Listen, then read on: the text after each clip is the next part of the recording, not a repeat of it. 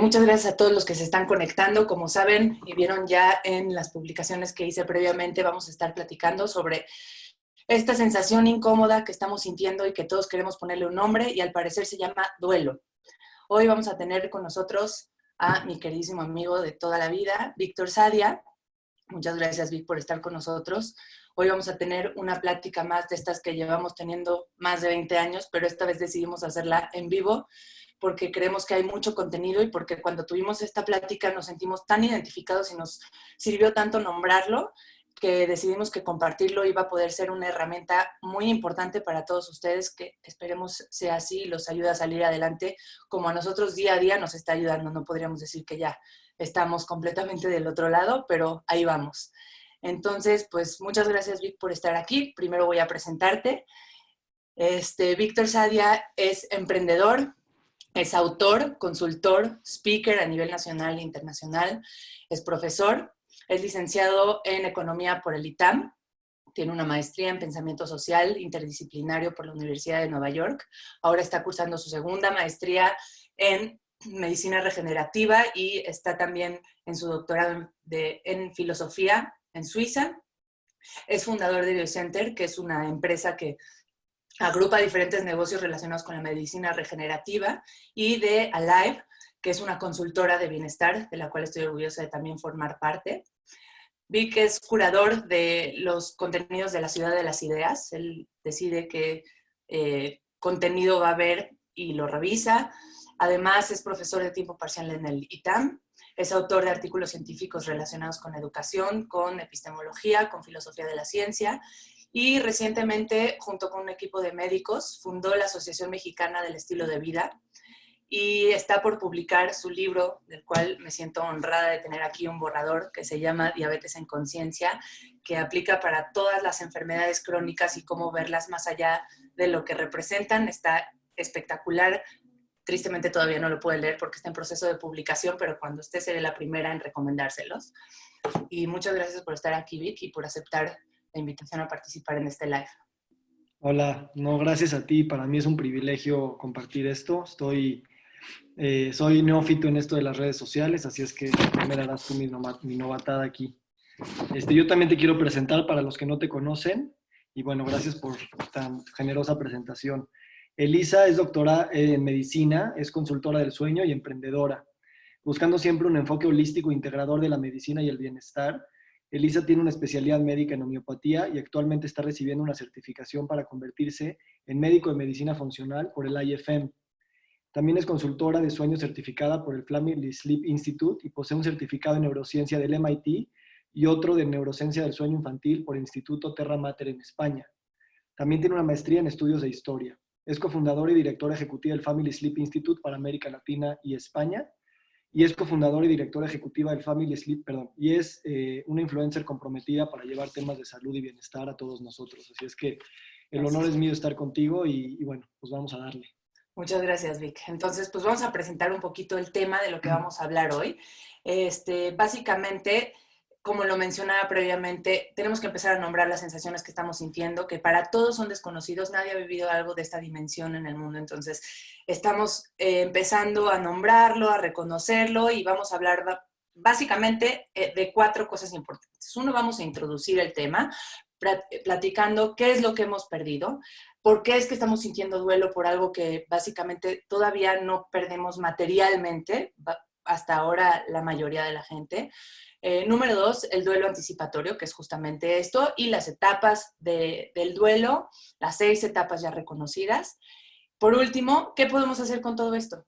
¿Qué actitud podemos tomar o qué herramientas vamos a tratar de dar? Y pues básicamente es eso. Vic, ¿nos puedes ayudar un poco introduciendo el tema? ¿Qué es esto que estamos perdiendo? ¿Por qué le vamos a llamar duelo? ¿De dónde sale la idea? Perfecto. Bueno, pues la idea nace de esa sensación que tuve cuando me cayó un artículo de Harvard Business Review hace unos 2 semanas, que decía precisamente el título de esta plática, nosotros la tomamos de ahí, que dice esto que estás sintiendo se llama duelo y como que cayó un 20, ¿no? Claro, o sea, llevo sintiendo cosas raras y como que no le habíamos puesto esa etiqueta. Entonces, en ese momento, pues para darme terapia a mí mismo, pues me puse a leer esto, lo empezamos a platicar tú y yo, y realmente nos dimos cuenta que aplicar el modelo del duelo para entender la situación que estamos viviendo nos ayuda a cobrar sentido de muchas cosas para esto que es nuevo y que no tenemos las palabras para hacer.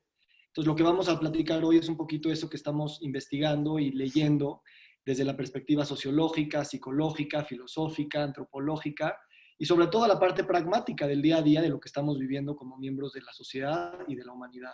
Entonces, hoy en la mañana leí a Esther Perel, que es una psicóloga muy famosa, que hablaba de este modelo del duelo de una manera muy, muy ad hoc, pero hay que hacerle algunos twitches al modelo tradicional para poder entender en dónde estamos, ¿no? Entonces, hoy vamos a tomar ese tema y podemos hablar de que estamos en esta crisis epidemiológica, pero también en esta crisis, de cierta manera, psicológica a nivel individual y colectivo, ¿no?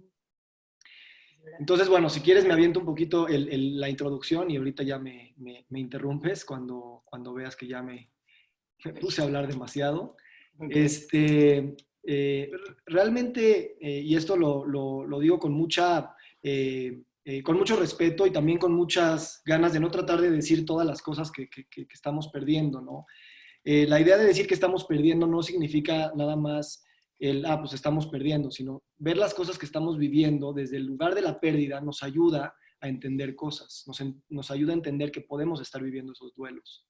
Entonces, en primer lugar, el punto número uno, lo que estamos perdiendo es obviamente miles de vidas, y ahorita hay más de 1.3 millones de infectados, no sabemos hasta dónde nos va a llevar todo esto, y entonces la primera pérdida material, emocional, humana, y es algo que es incuantificable, ¿no? Entonces, eso de por sí ya es una pérdida material en términos de números muy importante, ¿no? Estamos perdiendo nuestro sentido de normalidad. Y cuando digo todo esto que estamos perdiendo, no lo digo para decir lo obvio, lo digo para verlo como una pérdida, para ver qué cosas de esas cosas debemos de estar entrando en duelo, ¿no? O viéndolas con Claro. la perspectiva del duelo. Claro, como que hasta este punto, perdón, hasta este punto nadie había apreciado tanto la rutina, la vida diaria. Siento que eso es lo que más nos ha costado perder, nuestra rutina y nuestra vida diaria. Las cosas habituales que dabas por sentado y que ni cuenta te dabas que estabas haciendo, eso es lo que más nos cuesta perder. Sí, exacto. Está el tema económico, desde el trabajo y la seguridad financiera, el tema de la conexión, ¿no? La conexión de física con la gente, ¿no? A veces no nos dábamos cuenta que el contacto físico era tan necesario y hoy Claro. nos damos cuenta que su ausencia se siente físicamente, ¿no? Y emocional. Y obviamente cuántos eventos se han cancelado, conferencias, los Juegos Olímpicos, nuestras bodas, nuestros cumpleaños, y son cosas que definitivamente el perderlas, pues requieren duelo. Nuestras libertades de muchos sentidos, desde no poder salir de tu casa hasta otras muchas más. Claro. Nuestro sentido de seguridad, nuestro sentido de control, nuestro sentido de justicia, de las cosas que suceden. El más importante de estos es la predecibilidad, ¿no? O sea, no podemos predecir qué es lo que va a suceder y sí sabemos más o menos lo que en nuestra vida normal, antes de esto, pues qué iba a pasar al día siguiente y ahora ya lo hemos perdido. No estamos acostumbrados a eso y por lo tanto perdemos nuestra autonomía, perdemos la manera de tomar decisiones, nuestros planes a futuro también de corto y largo plazo pues están en la cuerda floja, están en un incierto, en un limbo. Claro. Y nada más para terminar con esta lista de cosas que estamos perdiendo, y digo otra vez que las perdemos para ver si aplica el tema del duelo, es nuestro sentido de identidad, nuestro sentido del yo, ¿no? Porque si todas estas estructuras económicas, políticas, sociales, culturales se están desbalanceando, que son las que muchas veces nos dan nuestra propia identidad, pues ¿quién soy yo en ese mundo? ¿No? Y ahí es Claro. donde se pierde algo muy importante. Claro, porque de cierta manera todo esto pues nos define, nos ayuda a reconocernos, te reflejas en muchas de las cosas que haces. No sé, de pronto dices, soy doctora, pero si no doy consulta, sigo siendo doctora. Si no hago ejercicio, estoy perdiendo una parte de mí. Y esto también tiene la parte positiva, ¿no? De reconocer realmente quién eres tú y cómo todo lo que haces y toda tu rutina no te define, es parte de ti, no te define. Pero finalmente, como te conocías y en tu concepto anterior del yo, pues básicamente sí lo estás perdiendo. Entonces, y sí, la verdad es que el problema también es que no sabemos qué tan a largo plazo es esto. Lo que decías de la predictabilidad, el saber ¿qué voy a hacer mañana? ¿A qué hora me voy a despertar? ¿Qué voy a hacer en una semana, en un mes, en 2 meses? Ahora no tienes idea qué tan a largo plazo tienes que ir dejando ir todas Sí. las cosas. Sí, y bueno, entonces, otra de las cosas que tenemos que ajustar con este tema del modelo del duelo es que es la primera vez, tal vez, que lo estamos viviendo a una escala tan grande. O sea, lo estamos viviendo, esto está en el aire, está en tu habitación, está en tu casa, está en tu colonia, está en tu país, está en todo el mundo. No estamos acostumbrados, decía David Kessler, no estamos acostumbrados a este nivel de sensación, de movimiento, de emociones, ¿no? Y es la primera vez que lo sentimos de esta manera tan fuerte en el micro y en el nivel macro. Y obviamente es lógico y completamente normal, y esto a mí me da mucho tranquilidad cuando no me encuentro a mí mismo, es, claro, o sea, estar así es la respuesta lógica a la situación que estamos viviendo. Nuestras mentes no fueron construidas para comprender esto de una manera automática. Entonces, el que no está en ansiedad, el que no está en indecisión, el que no está de alguna manera, pues realmente se podría decir que es un sociópata, está desconectado de la realidad. Esta es la respuesta normal y completamente natural. Eso a mí me da tranquilidad de saber, bueno, no soy el único volviéndose loco, ¿no? Exacto, porque de entrada ni siquiera podemos dimensionarlo, ¿no? No cabe en nuestro cerebro la magnitud de lo que está ocurriendo. Entonces tratamos de achicarlo como para ver si cabe o lo podemos comprender fragmentándolo o, no sé, con las etapas que vamos a ver más adelante. Pero realmente si lo volteamos a ver, escuchamos todas las noticias, toda la información que hay, es tan abrumador que difícilmente podemos con esto. Esto se agrava con lo que vamos a hablar el día de hoy, que es el duelo anticipatorio, ¿no? El modelo del duelo normal te habla del duelo en general, y en el modelo del duelo en general, el duelo se puede dar por cualquier cosa que estemos cambiando o perdiendo. No siempre son cosas malas. Se puede hablar de duelo cuando te divorcias, cuando te cambias de casa, ciertamente cuando pierdes a un ser querido. Pero también puedes tener duelo cuando te conviertes en papá o en mamá por primera vez. Estás dejando de ser quien eras por esta nueva situación y se puede vivir el duelo. El tema con esto que nos ocupa es que, y esto es muy interesante, el duelo anticipatorio es algo que no estamos acostumbrados a pensar, porque nada más como que se veía en ciertas partes de la población. El duelo anticipatorio se identificó por primera vez en los años 40 del siglo pasado por un psicólogo que se llama Eric Lindemann. Y él empezó a estudiar a las esposas de los soldados que se iban a la guerra, a la Segunda Guerra Mundial. Entonces las esposas estaban tan seguras de que estos soldados iban a morir que prácticamente vivían un duelo, que era realmente anticipatorio, pero se volvía tan real, vivían el duelo sin saber si sus maridos iban a morir o no, sin que se hubieran muerto. Y luego años después regresaron los maridos de la guerra y estas personas, sus esposas, ya no los reconocían, ya no los amaban, porque ya habían vivido el duelo en carne propia, ¿no? Entonces el duelo anticipatorio se definió en ese momento y se usa mucho para ese tipo de situaciones y también para familiares de pacientes que tienen enfermedades terminales o muy complicadas, porque te empiezas a imaginar los escenarios y pues obviamente se da este duelo anticipatorio en los familiares. No sé si tú en tu vida has tenido alguna situación similar. Claro, ahorita voy a platicar algo personal, pero quería hacer una mención ahí específicamente en el tema de las esposas, que se va la gente, se va sus esposas a la guerra, y es un poco un mecanismo de defensa del cerebro, de tratar de desligarse y de ir viviendo lo que va a ocurrir más adelante, tratando de anticiparse como para eliminar un poco el sufrimiento, ¿no? Para que cuando llegue el momento te sientas preparada y no te pegue tan duro. De alguna manera suena lógico, el problema es que si no ocurre, ahí está que ahí en ese caso específico se rompió el vínculo, dejaron el amor por sus esposos o rompieron ese vínculo. Y finalmente, ¿cuánto tiempo dura ese estrés anticipatorio sin que necesariamente ocurra la circunstancia en la que estás temiendo? Y si no ocurre y tú vives en ese estrés anticipatorio, hasta fisiológicamente vamos a tener efectos negativos, ¿no? Se va a empezar a elevar nuestro sistema del cortisol, vamos a empezar a inmunodeprimirnos y tan solo pensar en eso nos está poniendo más en riesgo.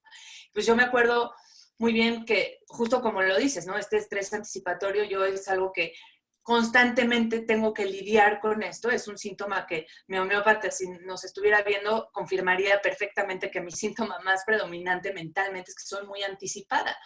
Porque yo normalmente tiendo a justificarlo porque alguna vez tuve uno de estos diagnósticos que estás mencionando y alguna vez mi vida estuvo en riesgo Y mi cerebro automáticamente trató de ir desligando, de ir cortando todos los nexos y todas las ataduras para ir soltando y de alguna manera prepararte mentalmente para por si ocurre lo peor.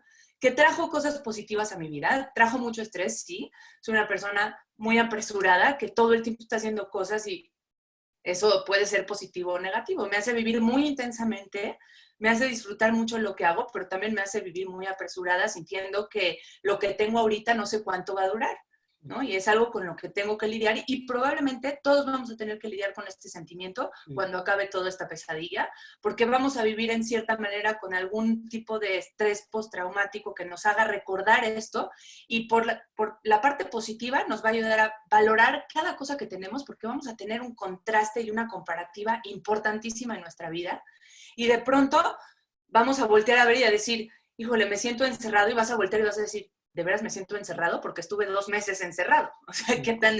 Y siempre vas a tener el contraste de esta época y también te va a hacer valorar muchas cosas y de alguna manera pues tendremos que vivir un poco más relajados desde ahorita porque si no para cuando esto termine vamos a estar demasiado ansiosos y muy anticipados. Eso que compartes te lo agradezco, es definitivamente algo personal y esto que dices de tener estas dos opciones es bien importante tenerlo en mente porque a final de cuentas lo que vamos a seguir hablando es cómo lograr estos equilibrios entre cuánto tiempo dedico a preocuparme, a pensar, a prepararme y cuánto tiempo dedico a pensar de una manera diferente, positiva, propositiva. Y no se trata de caernos nada más en una, sino de lograr ese equilibrio y lo vamos a hablar. Entonces, eso que tú viviste en carne propia, de ese duelo anticipatorio por tener una enfermedad diagnosticada de ese calibre, hoy en día el duelo anticipatorio, yo estoy seguro que en los diccionarios de psicología lo van a ampliar, porque ahora el tema con este duelo anticipatorio ya no es nada más de que alguien se puede morir, ya no es nada más de que alguien trae una enfermedad pesada, ya es de que el futuro del orden, de la humanidad, de la sociedad, de la cultura, está en desestabilización. No podemos decir en qué está precisamente. Entonces son futuros imaginados. Es una incertidumbre de noche a día, de día a noche. Y entonces este duelo anticipatorio, estamos no solamente anticipando que mañana vamos a tener duelo, sino que ya lo estamos viviendo por algo que todavía no está completamente terminado de explicar. Entonces, por ejemplo, cuando va a pasar un huracán, ¿qué pasa? Con los huracanes, lo que sucede es que, pues ya sabes, van a pasar 3, 4 días, sabes que va a haber cierto daño material en ciertas ciudades y más o menos tu cabeza tiene una dimensión temporal y espacial de lo que va a suceder. Aquí no sabemos de tiempos, no sabemos de espacio, no sabemos de materialmente qué es lo que va a suceder. Entonces, esta definición de duelo anticipatorio aplica, pero la tenemos que crecer para un nivel de incertidumbre colectivo, masivo y completamente incierto, porque nunca ha sucedido en la historia. Y que además... la historia moderna, ¿no? Claro, claro, no, nadie ha vivido esto tal cual. Y que además esta incertidumbre, creo que lo que más nos conviene es aceptarla como lo que es, incierta, no tenemos idea. Porque si te compras la idea de que a lo mejor esto va a pasar en un mes, porque a mí me pasó, o sea, ya les digo que yo soy súper anticipada, entonces contacté a una amiga que vive en China y le dije, cuéntame, ¿qué está pasando? ¿En cuánto tiempo? Como para tratar de medir la dimensión de estas cosas y en cuánto tiempo vamos a empezar a tener vida normal. Y resulta que me contestó, híjole, no, ni cerca he tenido todavía vida normal. Y luego busqué a una amiga en España y vas buscando. Y si tú te enganchas con que te digan en un mes, pues se te va a volver a tumbar y otra vez vas a vivir todas las etapas del duelo, perdón. Entonces, no vale la pena engancharte en una esperanza que puede ser falsa. ¿Por qué no mejor integramos esta incertidumbre y tratamos de aprovechar y de voltear a ver en lo que tienes ahorita inmediato, en el día a día, en tal vez de hoy a mañana y poner metas a muy corto plazo para no estarse frustrando cada vez que pones una nueva expectativa? Sí, mira, ese es un tema muy filosófico. El ser humano no, el ser humano evolucionó porque pudo ser herramientas neurológicas para poder pensar el futuro, poderlo anticipar, ¿no? Desarrolló un neocórtex, que es el que nos dijo que mañana puede venir una sequía y entonces tal, ¿no? Y eso es, como dices, bendición y maldición al mismo tiempo. El tema es que ahorita no tenemos otra opción más que asimilar la incertidumbre, porque si bien tenemos todas estas estructuras, nuestra cultura, nuestro lenguaje, nuestra propia inercia de vida, todo eso que nos da un sentido de previsibilidad de nuestra vida, hoy lo estamos viendo. Ni nuestros padres, ni nuestros maestros, ni nuestros líderes religiosos, ni nuestros líderes políticos, nadie tiene la estructura para volvernos a llevarnos a certidumbre. O una certidumbre, vamos a llamarla entre comillas.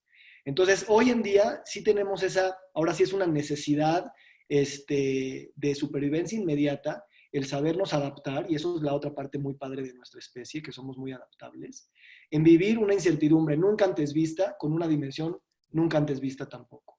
Y entonces esto, si bien asusta y todo, el ponerle palabras, el compartir esto en esta comunidad tan padre que tenemos aquí, no significa que ya vamos a traer la certidumbre después de esta llamada, pero estamos legitimizando el saber que no tenemos claridad, el saber que tomamos decisiones hoy en día que mañana nos podemos arrepentir. Un buen consejo hoy no puede ser que sea un mal consejo mañana, porque la información sigue fluyendo y sigue cambiando. Entonces, ese destino que no está claro y esa falta de finalidad de que no te dicen, ya para Navidad la vamos a tener librada, es temporal y espacialmente completamente nuevo para nosotros. Entonces, simplemente hablar de esto nos va a ayudar y, como dices, el enfocar en el presente siempre es bueno cuando no nada más olvidemos que también tenemos que estar viendo hacia el futuro y equilibrar estos dos mundos, ¿no? Totalmente. Además, esta herramienta de la que estamos hablando no es nueva, no es algo que se acaba de hacer ahorita. Ha ayudado por muchos años a mucha gente a salir adelante el tan solo identificar estas etapas del duelo. Y el duelo básicamente es voltear a ver hacia adentro, ¿no? O sea, tienes que ver, realmente hacer un análisis de lo que está pasando y tratar de recalibrar, medir en qué etapa estás, cuánto tiempo llevas en una etapa, para realmente detectar si es patológico o es normal. Uh-huh. Y que vale la pena decir que ahorita las definiciones de lo que es patológico y no patológico se empiezan a romper. Y entonces aquí es bien importante que nosotros también empecemos a escoger nuestras propias definiciones. Entonces, ahorita que hablemos de las etapas del duelo, pues cada quien podrá decir, yo estoy viviendo esa, o ya viví esa, mi hermana está viviendo aquella, y cada quien lo va a vivir de una manera diferente porque realmente se permite definir nuestras propias etapas, nuestros propios procesos. Mientras le pongamos atención, es lo mejor que podemos hacer. No estamos tratando de crear una ciencia nueva ni de etiquetar a todos de la misma manera. Perfecto. Muy bien. ¿Alguna otra señal de que estoy experimentando duelo? Sí, antes de pasar a los pasos que muchos de nosotros conocemos, pero vale la pena poner ejemplos de la vida cotidiana de los últimos meses para identificarlas. Señales de que estamos así es, por ejemplo, estar en hipervigilancia, ¿no? Estar sintiendo que tienes que estar viendo las noticias todo el tiempo, tus redes sociales, o por ejemplo, alguien estornuda y estás paranoico, ¿no? Si te cuesta trabajo tomar decisiones y te paralizas, completamente normal y parte de esto. Si estás enojado por causas que no entiendes, que no sabes, pues obviamente es que está esto en el aire, ¿no? Si te has resignado al peor escenario posible y nada más estás pensando en él, si evitas a los demás, esto también se presta mucho que en estas disonancias cognitivas te alejes de tu comunidad, te alejes de tu familia, a veces te alejas de ti mismo por lo mismo. Y entonces son señales de que pues, este duelo se está viviendo y por eso puede ser útil ponerle esta etiqueta, vivir los procesos, ponerles atención. Y porque además, no sé si te pasa, pero no es tan natural comunicarte o mantener esos vínculos vía digital.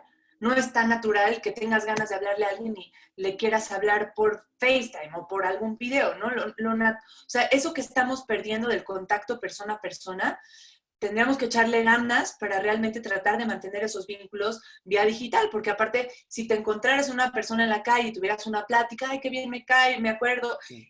y recuerdas ese vínculo, ahora no tienes esa posibilidad. Ahora sí depende de que hagas un esfuerzo activo por decir, le voy a hablar a esta persona, nada más porque sí. Y si sí. A veces sientes que si no tienes motivo para hablarle o no hay algo específico, pues está raro. Si le vas a hablar a ella, mejor le hablas a tu mamá o le hablas a tu abuelo. Sí. Entonces se empiezan a perder un poco esos vínculos que tal vez no eran tan fuertes como para hablar por teléfono, pero pues que extrañas a esas personas. Entonces habrá sí. que presionarnos un poco por mantenerlos aquellos que valgan la pena. Fíjate que oía a Simon Sinek y hablaba de esto, decía, mandar un mensaje no es meaningful, no necesariamente es meaningful. Checar cómo amaneció alguien no es necesariamente lo mejor. Dice, levanta el teléfono y ponte a hablar desde otro lugar, porque te tienes que conectar desde otra forma con tu gente, ¿no? Entonces, cuando tú dices echarle ganas, realmente de eso se trata. Y por otro lado, cuando ahorita vamos a hablar del duelo y al final hablemos de las cosas que podemos hacer, también son cosas no intuitivas, también son cosas que no hacemos todos los días y ahorita los expertos nos piden que tomemos esfuerzos adicionales porque estas herramientas están probadas. El tema es que incorporarlas a nuestros hábitos o a nuestra personalidad o nuestra idea del yo no es así natural. Y aquí es donde la práctica y el reforzarnos entre todos que esto sirve, pues obviamente hace que poco a poco vamos avanzando juntos. Claro.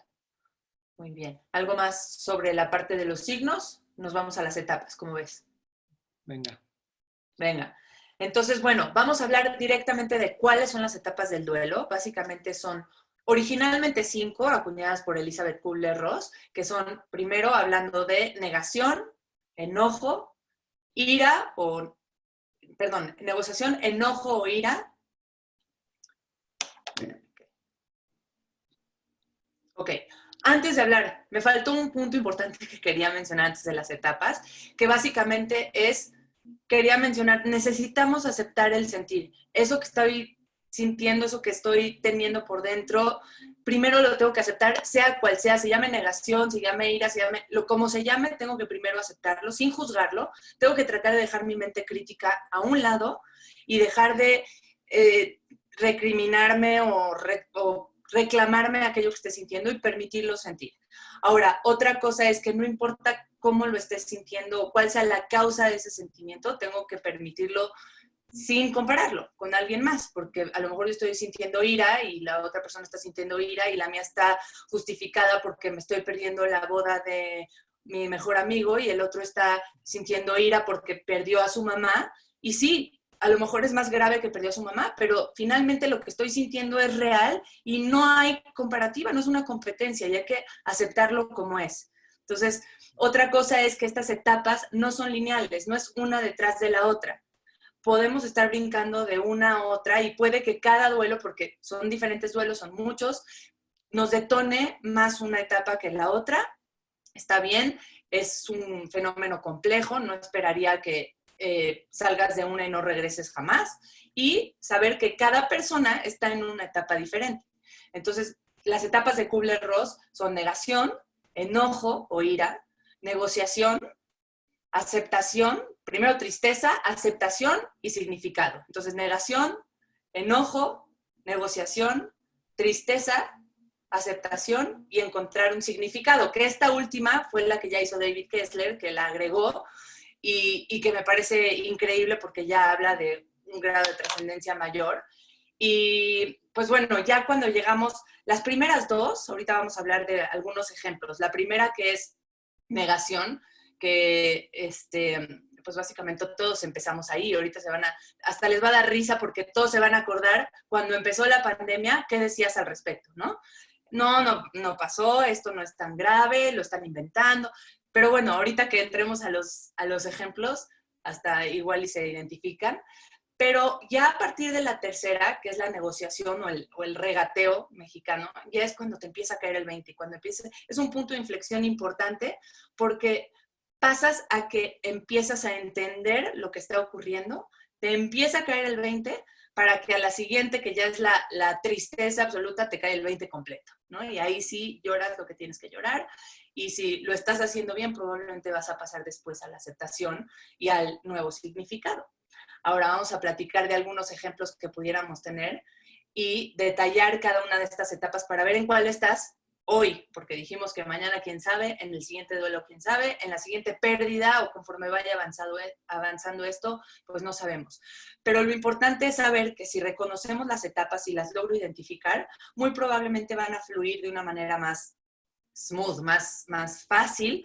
Y como te decía que escuché ayer a decir una frase que me gusta, que es the only way out is through, que es la única manera de salir es pasar a través de estas, que hoy tú me decías, o the only way out is in, ¿no? Que es voltear a ver hacia adentro y clavarte y ver qué está ocurriendo. Entonces, pues bueno, la primera que es negación, que es cuando recién empezó y que todavía muchos siguen en la parte de incredulidad o de resistencia a los hechos de decir, esto no está ocurriendo, no en mi país, yo no conozco a nadie, ya oí mucho de esto, yo no conozco a nadie que se haya infectado. Está raro que haya tantos casos y yo no conozco a nadie. Bueno, yo sí conozco a alguien, se los digo, y mucha gente que conozco conoce a alguien. Entonces, sí está pasando. ¿Quién no cayó en la etapa de la teoría de la conspiración? Esto debe de ser una guerra económica entre un país y el otro país, y lo inventaron los chinos, y seguramente esto a mi ciudad no va a llegar, ¿no? Que pues al parecer de pronto a nuestro presidente le costó trabajo entender que sí está llegando al país y pues sí nos va a afectar, ¿no? Entonces, la gente además la empezaba a saber con conductas de negación, seguía yendo a fiestas, seguía saliendo, seguía reuniéndose, argumentando que, pues, ¿no? Que ellos no habían visto nada y que probablemente no era tan serio como lo que estaban hablando. Para los que conozcan, que sigan en esta etapa, denles chance, tengan paciencia, no se desesperen, porque a veces sí da ganas de ahorcarlos y de decir, a ver, voltea, es un suceso que nunca había ocurrido, sin precedentes, masivo, por favor, abre los ojos. Pero tengan paciencia, porque así estuvieron ustedes en algún momento. Ahí yo nada más agregaría que a veces la negación aquí en nuestro país se ve como un tema de, es que no hay que ser exagerados, ¿no? Entonces también es otra vez estas dos líneas que decías, obviamente no tener que negar algo, pero al afirmarlo tampoco irte al otro lado, ¿no? Y entonces, Claro. pues bueno, es nada más para equilibrarlo. Y en cuanto a la segunda etapa, que es la ira, aquí pasan muchas cosas, ¿no? Y reiteramos, no es todo al mismo tiempo. Pero aquí sientes mucha indignación y empiezas a culpar gente, empiezas ahora sí sentir el dolor, empiezas a sentir, a culpar a ti mismo, ¿no? Porque no estás reaccionando de la manera, no estás siendo quien quieres ser, y entonces aquí esa ira se va hacia ti y también te culpas a ti mismo porque no estás respondiendo o te sientes de la manera que tú querías sentirte, ¿no? Y Claro, bueno, y empiezas a sentirte hasta muy frustrado diciendo, ¿por qué no lo anticipamos? ¿Por qué no nos aislamos cuando teníamos que hacerlo? La pérdida económica va a ser enorme, o sea, pero con un enojo que trae consigo además mucha frustración, me parece, porque sí. te das cuenta que no puedes hacer mucho, no hacia afuera, ¿no? Por lo menos. Sí, la tercera etapa es muy importante, si me permites la comparto rápido. Uh-huh. Es esta etapa de negociación en la que es un punto de inflexión entre el estado de negación y de ira hacia un estado de mayor aceptación.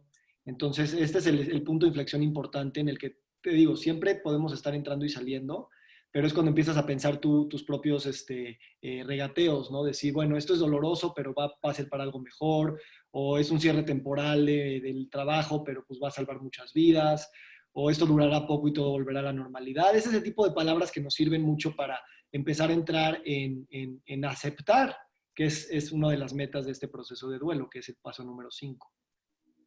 Digamos que, pues bueno, ya nada más hablando un poco de la negociación, de los ejemplos de la negociación, pues la típica, ok, me aíslo, me quedo guardado en mi casa, pero que acabe rápido, ¿no?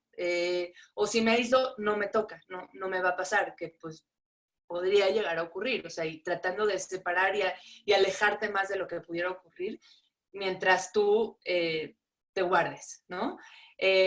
Como aceptación o como ya la parte de depresión, pues llorar. Estábamos hablando más temprano que qué importante es soltarlo, llorar hasta fisiológicamente por liberar endorfinas que te hagan sentir un poco mejor y porque empecemos a normalizar el llanto en esta época, ¿no? Porque si yo me trato de esconder para llorar y que mis hijos no me vean, mis hijos se van a sentir completamente extraños y lloran porque no van a sentirse justificados. ¿Qué tal que mejor lloro, me ve y le explico? Y a lo mejor te ve como un reflejo, un espejo en el cual se siente seguro si llora. Y, Claro. y, y sí, platica lo que me habías dicho del llorar, ¿te acuerdas? Ah, sí, pues a mí me sirvió mucho porque yo no, o sea, mi esposa empezó a ver todo el tema de redes sociales desde mucho tiempo antes de la que yo me metí. Digo, estamos hablando hace, no sé, 6 semanas tal vez. Y empezó a ver lo que empezaba a suceder en Italia y empezaba a ver los videos que posteaba la gente y Michelle lloraba y como que decía, o sea, yo no entendía, no me había metido de lleno, ¿no? O sea, a lo mejor seguía todavía en mi etapa de negación o quién sabe. Y bueno, pues una noche también hace 2, 3 semanas, pues ya, como que eran tantas cosas y me sirvió. Y ahorita que lo veo hacia atrás, me sirvió mucho porque no es de que me dio mayor claridad, pero empecé a decir, bueno, está sucediendo y esa dicotomía entre está sucediendo y no lo quiero aceptar, que es precisamente las etapas del duelo, son las que nos hacen Sí. sentirnos de una manera apretada.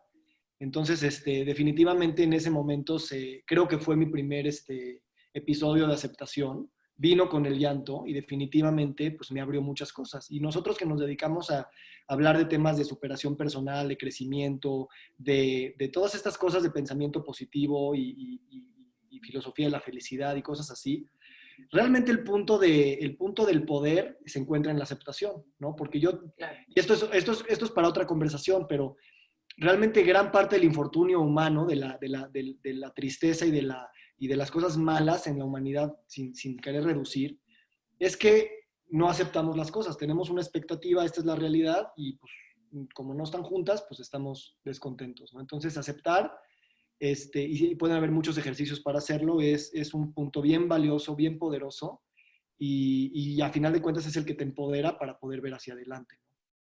Claro, es el que te ayuda a vislumbrar el final y a ver qué vas a hacer con esto que está ocurriendo ahorita, cómo le vas a sacar ventaja. Y la última etapa, que es un poco una unión, una continuación de esta, que es el significado, que es cuando ya logras verte un poco optimista y en estas condiciones, en estas circunstancias, ¿qué es lo que vas a hacer?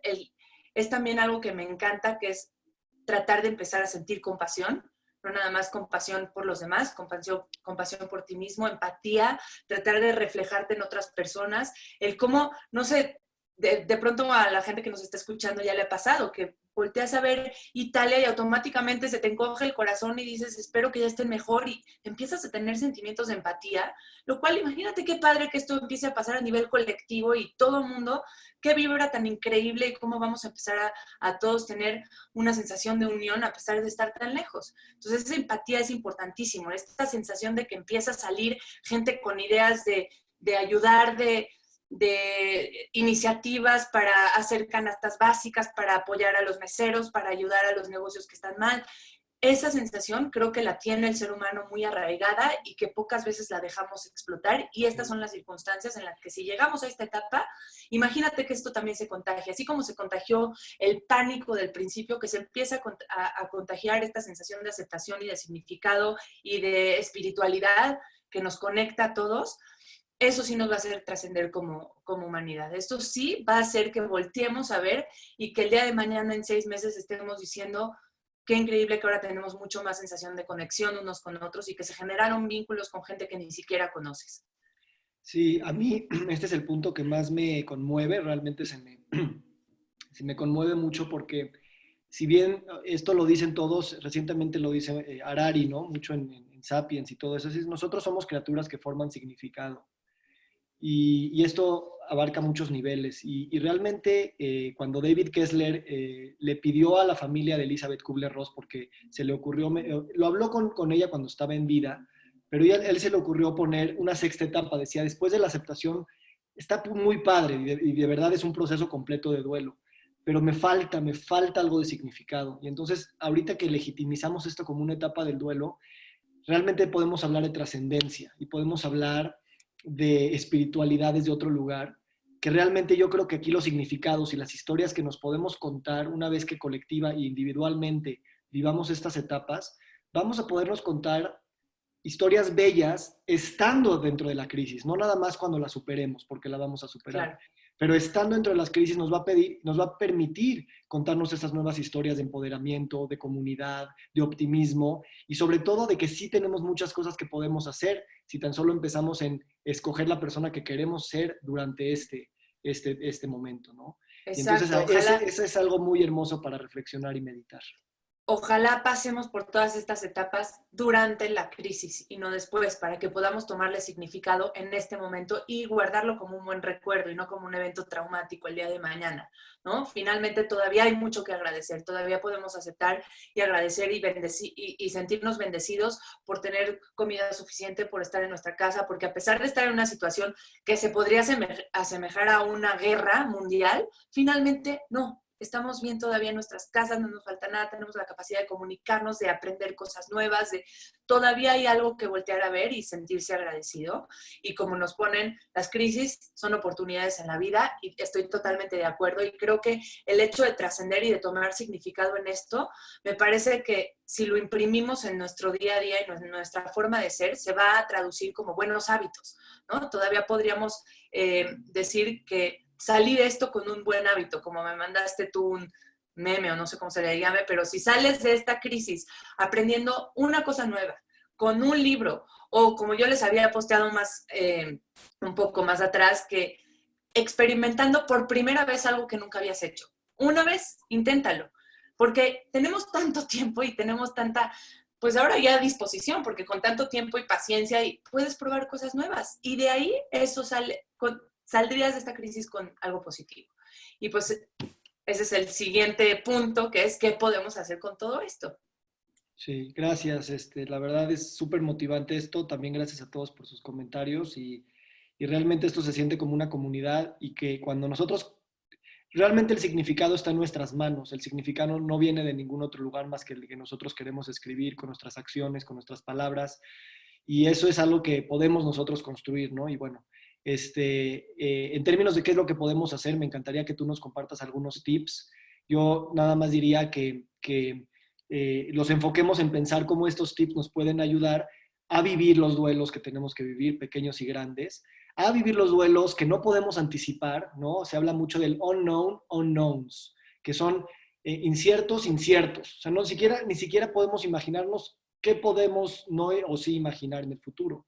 Entonces, van a estar sucediendo todo el tiempo a nivel colectivo e individual, y estas prácticas realmente no hacen otra cosa que ayudarnos a ponerle nombre a las emociones, a estar bien con nuestro cuerpo presentes, en juntar esta definición de salud en términos del físico, emocional y social, y realmente a desarrollar nuevas prácticas que como comunidad, independientemente de esta crisis, quisiéramos tener más en nuestra vida.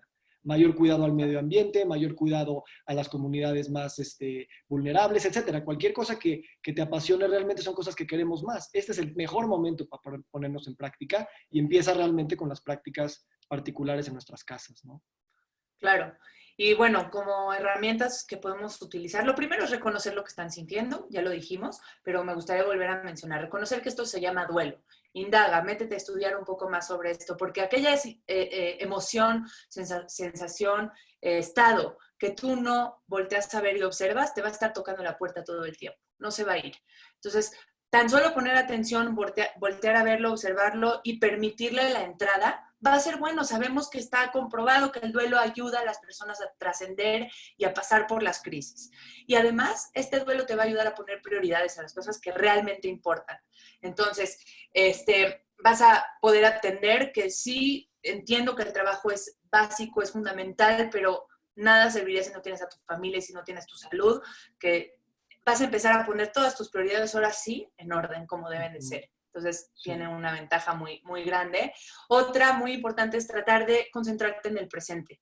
Y eso que han escuchado por todos lados, que de pronto hasta suena ya molesto, que es el mindfulness o el awareness, que es poner atención, observar, escuchar lo que está ocurriendo, empiezan a practicarlo, porque, como les decía, esto va a permitir que relajes y que sueltes y que literalmente sientes que al integrar esta emoción, sueltes y no te sientas tan presionado porque no sabes qué es lo que ocurre, ¿no? No hay peor que la incertidumbre de qué es lo que estás sintiendo. Por lo menos reconocerlo te ayudará. Sí. Existen aplicaciones, existen apps, haz algo que te haga sentir bien, no nada más externo, ¿no? He hablado mucho en los lives anteriores de busca una actividad que te haga sentir bien y que además cuente como un buen hábito.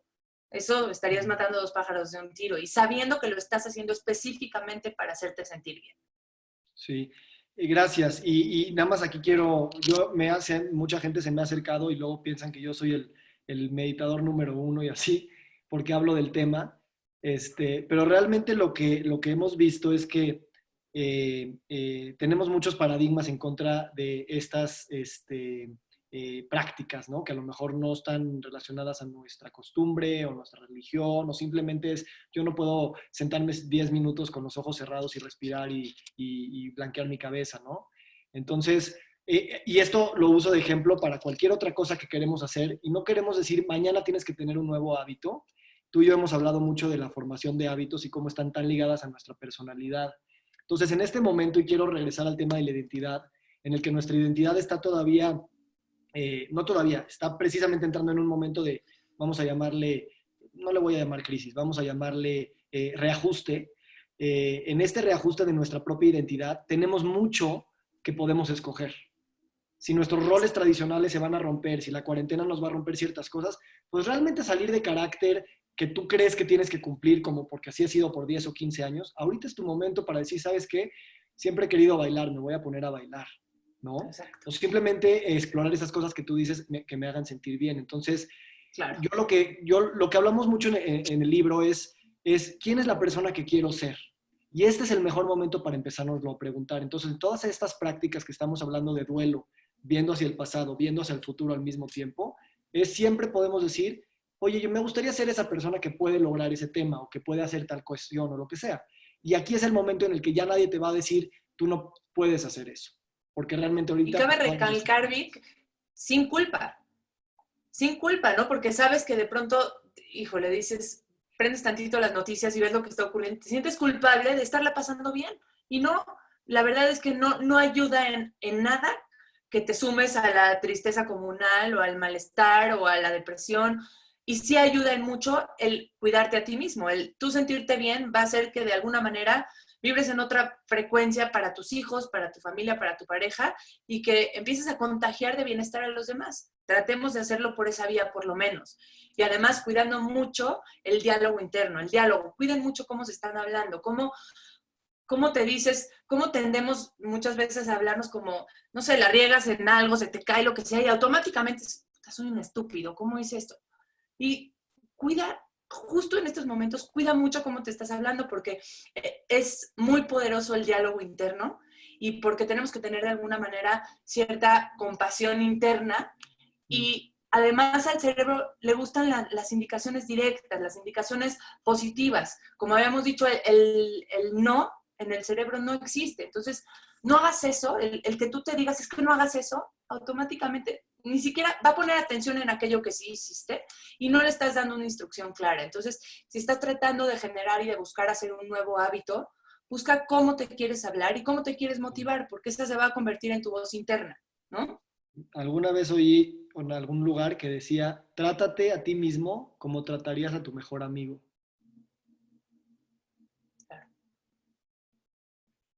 Me gusta, muy bien. Y pues bueno, también paciencia, porque no el día que decides cambiarte el diálogo interno vas a empezar a hablarte con florecitas y con, sí, y no es tan fácil, es algo que también requiere práctica como cualquier hábito que vas a hacer. Y como cualquier hábito, lo primero, o sea, entiendo que tienes que repetirlo hasta que se haga automático, finalmente hasta que no tengas que cuidar mucho los detalles, pero lo primero que necesitas es motivación, es querer cambiarlo, es tratar Otra cosa de poner el que, foco. Uh-huh. perdón, es que como quedan 10 minutos, nada más quería decirte Sí, muy para bien. que lo tengamos en mente. Otra cosa que a mí me sirve mucho y tengo una relación de amor-odio con mi diario, pero realmente me da mucho cuando me siento a escribir y esa es una de las cosas que no estamos acostumbrados a hacer, pero todos lo Claro. tenemos accesible. Entonces, de escribir de los qué sentimos, esto tú lo sabes muy bien, está comprobado que escribir sobre lo que sentimos te ayuda a tu salud física y mental, Claro, comprobadísimo en muchos estudios clínicos. claro. Y ahorita es buen momento. ¿Cuáles son las cosas que estoy viviendo duelo? ¿Cuáles son las cosas que he perdido? ¿Cuáles son las cosas que temo perder? También es un diario no solamente de todas esas cosas, sino qué puedo agradecer, qué puedo apreciar, ¿no? Claro, Y hoy en la mañana claro. oía en la mañana bien bonito a Elizabeth Gilbert en un podcast que decía, y si nos acercamos a esta situación con curiosidad, si exploramos nuestras emociones y nuestros pensamientos con curiosidad en vez de con juicio, realmente nos damos cuenta de muchas cosas que nos empoderan en vez de que nos tiran para abajo. Claro. Estoy de acuerdo, creo que tan solo escribir no tiene que tener una forma específica de querido diario, como quieras, como te salga, tan solo sacarlo está comprobado científicamente que ayuda, que promueve la actividad del sistema parasimpático, que te va a ayudar desde una mejor digestión hasta un mejor sueño, porque vacías mentalmente aquello que te estás echando y lo materializas y lo dejas ir de una mejor manera. Lo nombras y es lo que decíamos del lenguaje. O sea, el lenguaje es muy poderoso porque el lenguaje nos permite cobrar una distancia con lo que sentimos y entonces no nos identificamos al 100% y lo podemos ver como algo que está aquí para enseñarnos y no algo que somos. Y entonces lo podemos cambiar o lo podemos evolucionar, ¿no? Perfecto. Sí, exacto. Y pues bueno, también repensar cuál es nuestra relación con la relación que queremos tener con el dinero, con el concepto de abundancia que se está redefiniendo por completo. Ahora ya sabemos realmente cuál es la abundancia. Me hubiera gustado que sea de otra manera y no tan brusco y tan drástico, pero así llegó, así nos está enseñando el mundo en que tenemos que cuidarlo de una mejor manera y poner más atención a cómo hacemos nuestros consumos y cómo Sí. nos relacionamos con el medio ambiente y demás.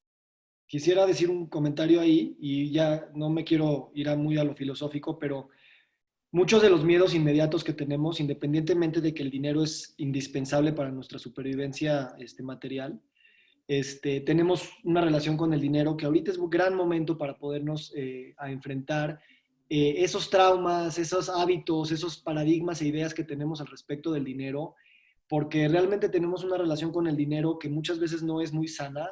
Tengas mucho, tengas poco, estás sufriendo por estos temas, no solamente ahorita, sino desde siempre. Entonces, esta crisis viene a profundizar todos esos traumas que tenemos con el dinero socialmente y individualmente. Y es un gran momento para decir, durante esta crisis, ¿cómo me voy a relacionar con el dinero? Claro que hay que planear y todas las cosas importantes y ser muy juiciosos con el dinero. Pero me estoy refiriendo a cómo quiero sentirme al respecto de recibir y de dar dinero. Y eso es algo que a nivel mundial se va a reprogramar porque pues van a caer muchísimos mercados, van a caer muchísimas cosas y realmente necesitamos encontrar un significado que no sea tan poderoso como lo que le hemos dado el dinero en nuestras vidas. Claro, de acuerdo. Y me gustaría como para resumir y para concluir mencionar que tenemos una ventaja enorme. Puede ser una ventaja o puede ser una desventaja. La ventaja, bueno, para empezar, el punto es, lo estamos viviendo todos al mismo tiempo. Todos estamos sufriéndolo de alguna manera nos está impactando básicamente el mundo entero, o si no, 2/3 de él. Entonces, esto puede ser una ventaja porque nunca te vas a sentir más comprendido que ahorita. Va a haber una cantidad de empatía para donde voltees, alguien se va a estar sintiendo igual o se va a sentir identificado contigo.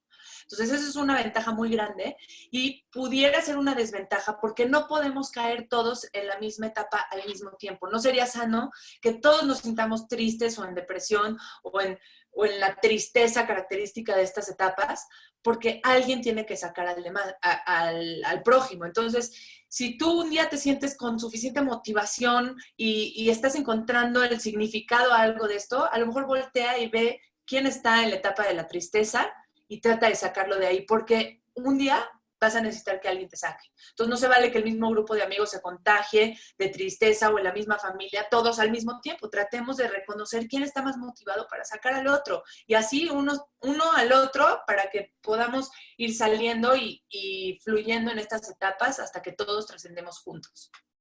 Me encanta. No, no hay mejor manera para cerrar esto.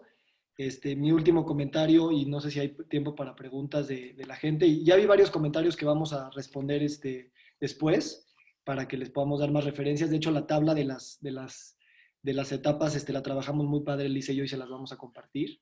Sí. Mi pensamiento final, si me permites nada más, es mi fórmula mágica que la descubrí hace poco, me ha ayudado con muchas crisis en mi vida, es el tema del agradecimiento, ¿no? Para mí esa es la base de todo y en vez de decir por qué el agradecimiento es bueno, pues aprovecho para agradecer y agradezco este gran momento. Es un momento en el que muchos huracanes están sucediendo y de repente dices, bueno, aquí hay comunidad, aquí hay amor, aquí hay esperanza, aquí hay vida, aquí hay sabiduría y aquí hay muchas cosas muy hermosas. Entonces agradezco este preciso momento y todas las posibilidades que vamos a poder sacar de aquí juntos.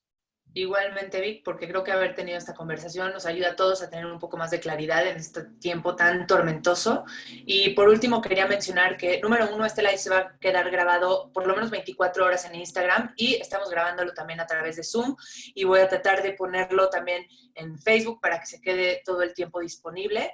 Y en el último post, en el post en donde promocionamos este live, vamos a poner, porque vi en los comentarios que quieren ver el podcast de Gilbert, quieren ver les vamos a pasar también el video de Peer, que está buenísimo, y todos los links de interés, los artículos en los que nos basamos, los vamos a poner ahí, y vamos a poner la tabla de la escala de las etapas, perdón, del duelo, para que puedan compartirlo y puedan revisarlo, todo lo que necesiten, toda la parte bibliográfica va a estar ahí.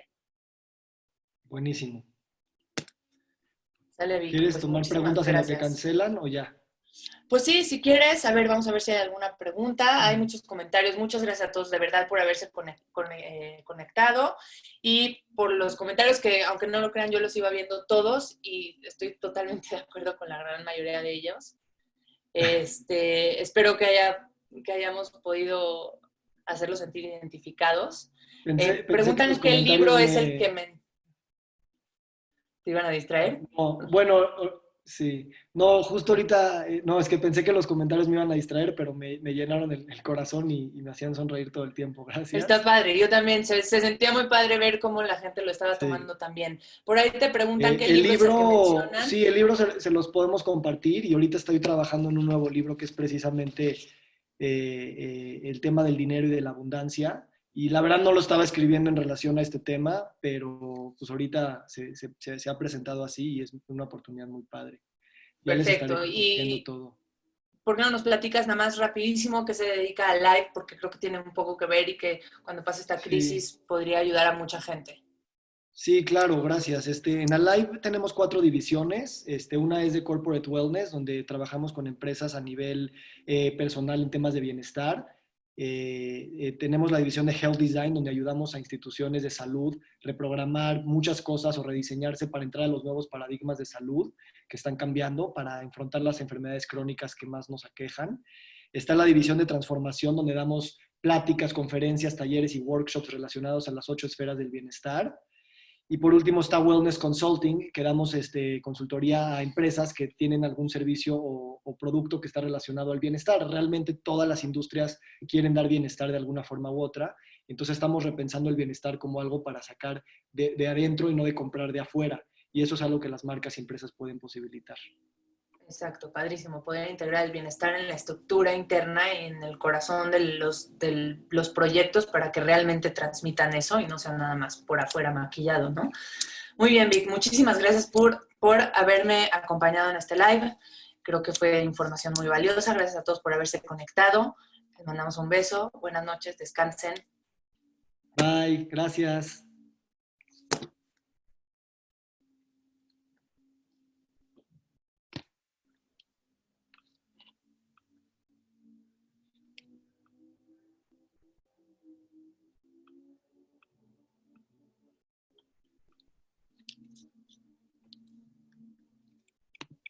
Ay, no puedo abrirlo, Vic. Ahí está, ¿no? No puedo. Se minimizó y no se ve en grande. Tiene que haber como una foto, un video mío. Está como trabado. Ah, ahí está, ahí está.